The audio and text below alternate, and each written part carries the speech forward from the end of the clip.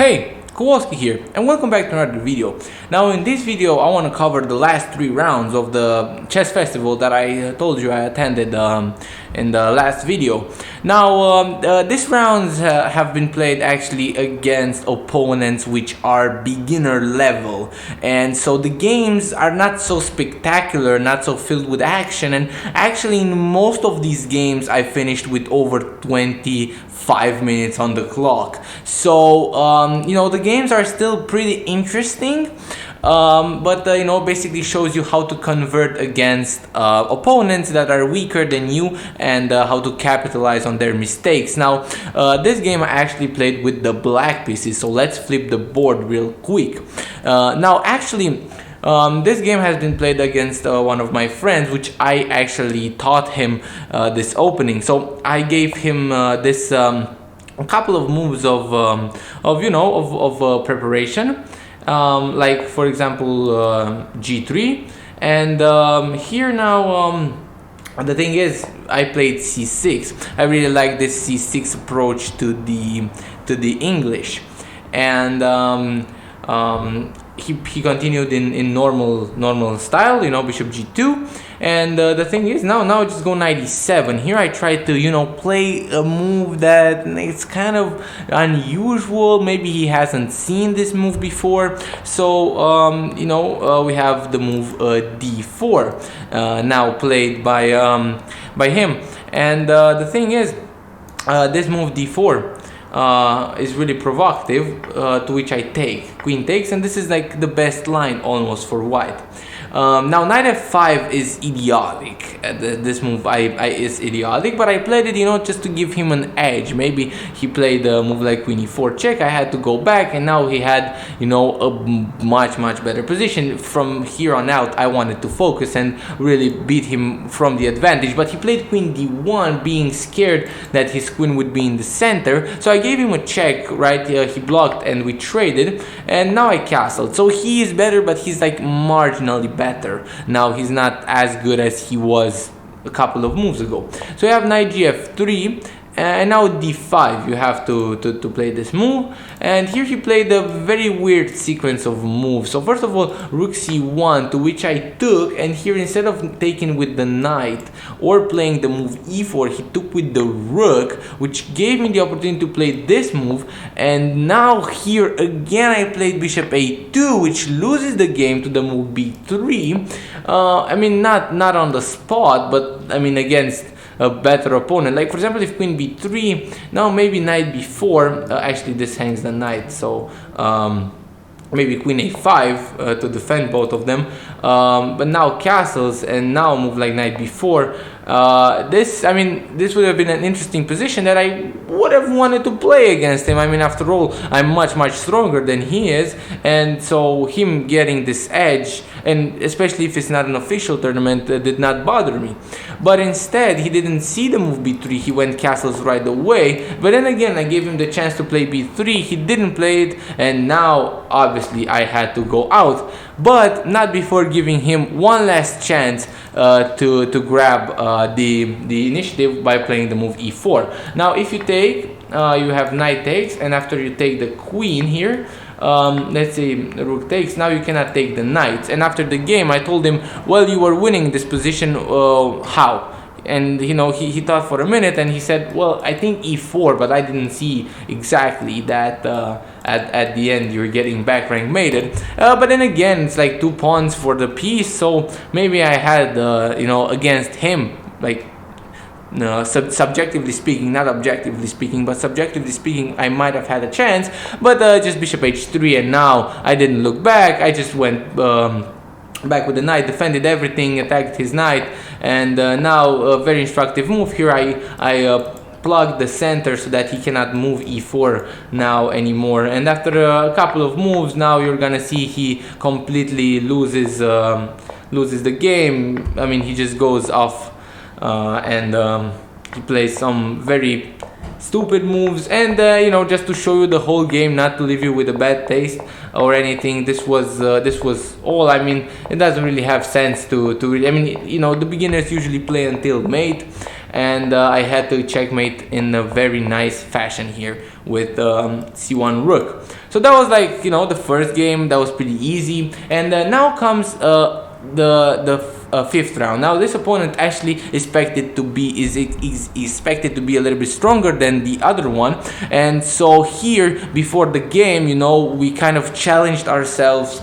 to do some things. You know, I challenged them to wake up in the morning and do some I don't know, physical exercises, or go for a run. That was and he challenged me to play a BONGCLOUD at the board. He said, "Oh, you're so much better, play the BONGCLOUD." And I was like, you know what, I'm not gonna back down from this challenge. I'm gonna play the BONGCLOUD, in almost you know, I mean, this is the BONGCLOUD, not almost. This is actually the BONGCLOUD. Some other variations with the e2 king e2 have been tried, but the f3 king f2, I think this is like also known as the BONGCLOUD. And so here e5, and now I'm already much worse, and frankly I'm already losing at this point. Here he made a mistake with going knight c6. He should have taken the pawn, but here, you know, because I can take the pawn and now I can just give him a check. This whole sequence happens now. I moved the knight again. I wanted to play fast and, you know, just get a playable-ish position. Here I thought, you know, takes, and then I think, oops, I think I might be fine, but after knight takes, I missed this queen h4 check, and then now I would have been losing. But here, for example, you know, after c takes d4, I can play the move knight g3, and, you know, I would have played this position. I would have actually played this position. But instead, after knight e2, he goes f5, and now I'm winning. Like, now I'm actually almost winning, because here, because knight c3 and this pawn is undefendable. But if he went here king f7, he would have actually, you know, beaten me to the attack, because now he can play a6, and after I go bishop back to f1, he can play the move b5. And here, like, if I take, now he has g5, and if I take with the f knight, now it's equal, but he's slightly better. He has the move bishop b7, and, you know, I'm getting attacked here on the king side, and I have a very weak king. So after this whole sequence of moves here, I went check, but he didn't see king f7, he blocked. And now he allowed me to go back here, apparently g5 right away. It would have been better. He played g6, but g5, really, knight h3, for example. Now we can play g4, and if I take, right, king g1, again, it's playable. Again, it's marginally better for black, but you have the attack and you have the initiative. For example, you know, some h5, bishop d6. You have moves. That's important. You have a plan, right? So, but by playing g6, now you allow c4 to happen, and he took. So you got this position, and now it's very, very hard for black to find a plan. He tried to go king to c7, maybe try to, you know, get his bishop out, get his rook out. But here, after playing g5, right, it didn't seem right, because he just went with the king in the center. Like, what even is this? And here I thought about playing rook d1, but I didn't really want to do that psychologically. I said, no, I'm just gonna go a4, stop b5, because the thing is, alright, let's say, for example, I wanted to play e4, but I was afraid of b5. But apparently, you know, I can just take this, and if fe4, I just apparently go knight c3, and that's it. But okay, I didn't, like, I feared b5 or a6 b5, so I decided to play a4. This allows apparently knight e5, to which I, you know, I wanted to go bishop a2, and then if c4, oh no, here, here apparently he had a fork. So yeah, here I would have to play b3, knight c4, bc4, and now it's almost an equal position, yeah, because bishop g7, like, let's say rook a2. Yeah, this could have been an equal position, but instead he played knight e7. I took, he took with the king, and now e4. And now I mean I have a passed pawn on e6, right? This has got to be winning, but because I played so fast and I wanted to play fast, right? Look, I'm just completely winning here. By the way, if he takes the pawn, it's actually mate in 2, just bishop d3 and just bishop c1. That's a crazy mate.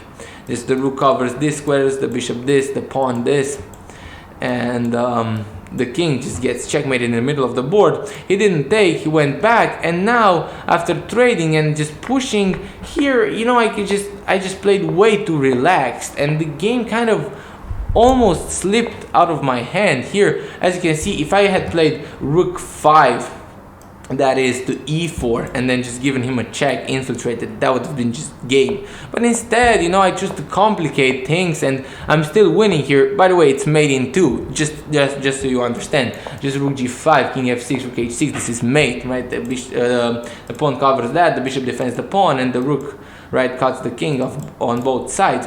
But here, I didn't see the bishop, I played king e3, and now it's a draw. Now it's a draw. It's actually a draw. He takes, and now it's a draw. He plays a5, which now gives the advantage away completely, because he allows me to get this check. Obviously, I do not get that check, but this move is still fine.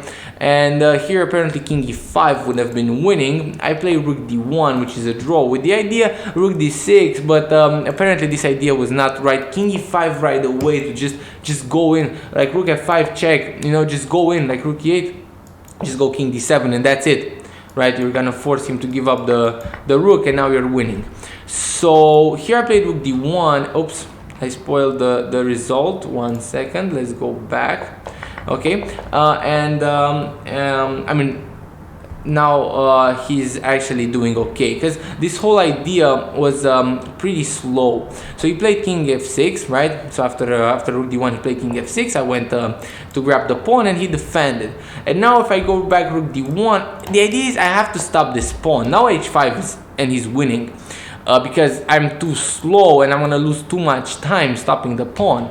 But he played h6, just, you know, giving me a little bit more time. And here, no, king e5 was played with an arrow. Here, apparently, rook d8, the only move that's winning, because you force him to, like, you just force him to go, for example, rook bc7, right?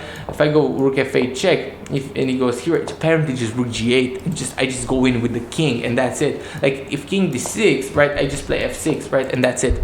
So, but instead I play rook g1, trying to go to g6, but now rook g7, and after rook h1, now rook h7, and this is a draw. And obviously I don't want to draw, because I want to win the tournament, right? I gotta win every single game. I already drew 2 games. The other guy is playing at the board, and he made a draw. So if I win, I'm actually winning the tournament, right? So I go bishop b5, right, taking risk. Here apparently rook bg7, and I'm lost because he infiltrates, or h5 because he pushes. He goes to e7, but this is slightly too passive. Here he plays h5, the right move, but now after king d5, here, you know, if you take the pawn, then it's a draw, because, I mean, I actually have either rook f1 check and, you know, an almost infinite amount of checks, or I can try to, I can try to go king d6, or try to win the pawns. Here if king c6, right, you want to come in with the king, but if I take, you're gonna have a draw in some way or another. You're gonna have a draw, even if you sack. Oh no, actually not right now, because I take with check, but if some moves later, if you sack, it's still gonna be a draw. But instead of that, he decided to sack right here, and this is still a draw. Why? Because even if I'm gonna win all these pawns, he's still gonna have this one. So he plays rook h7 back defending, right? I take the pawns. He goes h4. I take another pawn, right? I guess I gotta take it. Now h3, but h3 is a little too much, because now I can go king b6, and after he takes the pawn, just push. He goes with the king, I just push. He checks me, I go back, and it's still a draw. It's still a draw. Rook h7, right? I take the pawn. So now it's 2 pawns against 1. In my mind, I'm like, okay, he goes king g3, and right, I'm gonna give up my rook for the pawn, but then I'm gonna have 2 pawns. Maybe I'm somehow gonna fool him. He goes rook h6, I go back king b5, and now king f3. And this is like basically the losing blunder. Like, this is idiotic. Like, this move is idiotic. It just loses on the spot, and I played the best move. Well, here if king g3, this would have still been bad, but not for the same reason, because if I play this move, now he gets rook h5 check, and if I go king a4, he goes rook h8. But now I do not have the same tactic that I would have had in the game. Here it's a draw. It's a draw because the king is too far away. But I would not have had the same tactic that I had in the game. Here in the game, after a7, he goes check. I go back rook h8. Now I just take, right? Because now he cannot take with the king. He's forced to take with the rook, and I'm winning. And here, you know, for example, if he went king g3, I should have played b4. And if check, just go king b6, rook h6, and now king a5. And if rook h7 now, well, now I just have b5. And if king g2, I just go, for example, rook c1 or d1. Here, you know, h2 is possible, but now I just go, for example, even a move like b6, right? Just okay, this maybe seems scary, or not make it good, but this maybe seems scary with all the checks, but it's actually not. Like, if he checks me too much, I'm just gonna run up the board, and that's it, right? Like just like this to get an example. And now if you make a queen, that's it. I mean, I'm making a queen, and it's all over. If you take with the king now just king 8, and that's it. So I was winning here almost, but the thing is, right, he made a mistake in the end game, and then we played a couple of more moves here, you know, because he didn't want to resign, and then in the end I just got a nice checkmate here, made in 2 ways. This is mate, and I made him. So I managed to checkmate him, right? Like, he played pretty bad, but at the same time, you know, it was a nice conversion and a very nice end game here, very intense after this move. Here the right move would have been rook h5 checking after king a4, now back rook h6, and you know, it's pretty much a draw, because right, you're just gonna go back and forth. But he didn't see that, and I got a win. And now the last game, I actually played again with the black pieces, and this game I knew this kid was gonna play e4, and I wanted to play something really aggressive. I want to play c5, and I wanted to play not only c5 but an accelerated dragon with g6. Now I don't know a lot of theory, I just know like this moves so far, and I know that I'm playing this with white in a way in some variations, so I still remember a couple of things. Now, you know, I like to play with the white pieces this bishop g5 move a lot of times, and so I played bishop g4 in the same spirit, and here with the move bishop b5 he lost a lot of tempi. Now I just played a6, and obviously the best move is to take, and I wanted him to take. I wanted to get this imbalanced structure here, castles, maybe, you know, attack this weak pawn in the center, maybe force him to defend it, attack the weak pawn on b2, but he went back bishop c4, but this allowed knight e5, attacking the bishop, and in the end, like after we traded, he already lost like another move, and after castles, I managed to get back my move with black, so I'm equal, right? If black manages to get his move back, then that's it. And here he goes bishop g5, right, in the spirit of my plan, and here I find the best move with the best plan, which is queen a5. Now queen a5 puts pressure on the queen side here of white, prepares b5. This allows the move e5, because here in this position, if I go b5, for example, he has e5, and then I cannot take, obviously, because my queen is hanging, the pawn is pinned, and here if I go for like b4, he just takes, and okay, I take, but now like bishop d2, and after this trade, I mean, white is clearly better. Just look at my pawn structure, it's trash. So after bishop g5, queen a5, this is really a multi-purpose move, and you know, not to forget, the queen attacks the bishop, so you know, a move like h4 comes to mind. Like, this is pretty natural, but instead he played this move, king b1, a prophylactic move, he thought, but then he looked very surprised and very disappointed when I just reached for the queen, grabbed his bishop, and then pressed the clock, and I was like, well, you just blundered your bishop. Now he played h4, but now it's too late. I pretty much force a queen trade, and a couple of moves later, he gives me a check, right? he almost infiltrates, but now he just blunders his knight again. And here, I mean, let's be honest, he played a couple of more moves. Here he actually reached for the king. He wanted to go back king b1, but that's an illegal move, so he had to play king d1.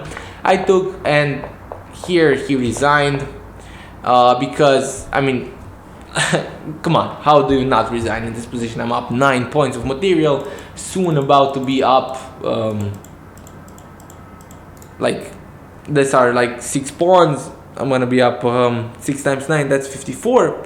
54 points plus 9, that's 63 points of material. Minus 10, minus 13. So that's like plus 13. Just flexing 76, flexing my mathematical skills. So this game was, I mean, after we got out of the opening, he tried this bishop g5, and here, you know, if h4 would have been played, I mean, the game goes on, like rook ac8, b5, b4. I have the attack, he has the attack, like, okay, a3, sorry, a3. No, maybe a move like b5. But now, apparently, you know, he has something here, knight d5. It's complicated position, but I wanted to get a complicated position. I wanted to have a game. So who knows what would have happened, but he blundered the bishop, so I won. And in the end, I actually got first place. So with 5 points out of 6, with only 2 draws, joined by the guy that I played this Karo Khan with when we got to this final position. That was a draw. This draw came in pretty clutch. The fact that he didn't see that move, but also this was an interesting game. And anyways, this was a great training tournament. I'll see you all in the next one. Until then, Kowalsky out.